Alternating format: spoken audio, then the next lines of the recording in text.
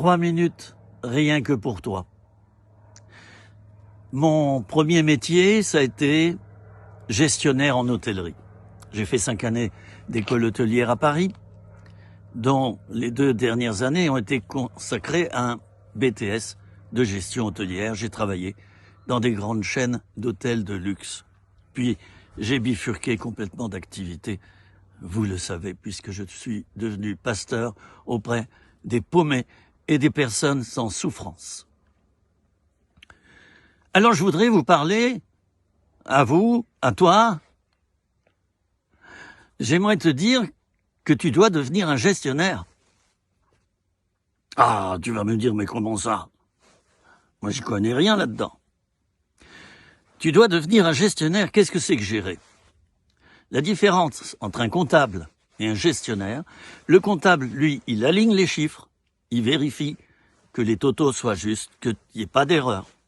Le gestionnaire, lui, il va aller beaucoup plus loin. Il analyse tous les chiffres et il prend des décisions pour le court, le moyen et le long terme par rapport aux finances, par rapport aux investissements, par rapport à ce qu'on va devenir dans l'entreprise. Et donc, ces décisions pèsent. Je vais plus faire très long. Deviens un gestionnaire de Dieu. 1. Apprends à gérer ta propre vie spirituelle. Il y a beaucoup de chrétiens qui ne savent même pas régler leur réveil le matin pour prendre 3 minutes de prière. Ça, c'est de la gestion, d'arriver à se lever suffisamment tôt, on boit une tasse de café, on lit un peu la parole et on prie. C'est de la gestion, ça. Il y a d'autres manières de gérer notre vie spirituelle. Gérer les choses pour savoir comment s'investir dans son appel, car tous nous sommes appelés. Tous, sans exception. Nous sommes appelés pour Dieu à différentes tâches. Certaines sont beaucoup plus purement spirituelles que d'autres, mais toutes sont au service de Dieu le Père.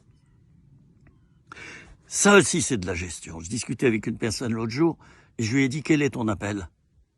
Il ne savait pas. 20 ans après sa conversion, il ne savait pas. Il ne savait pas. Mes amis, arrêtons cette mauvaise gestion de notre vie spirituelle. Arrêtons d'être super spirituels et de dire que Dieu fera tout. Ça appartient à Dieu. C'est Dieu qui fera. C'est pas de mon domaine. Arrête. Arrête de dire à ton moniteur d'auto-école que c'est à lui de tenir les pédales et le volant pendant que tu prends des leçons, et toi, non, pas du tout. Alors arrête. Et fais ce que Dieu veut que tu fasses. Fais 10%.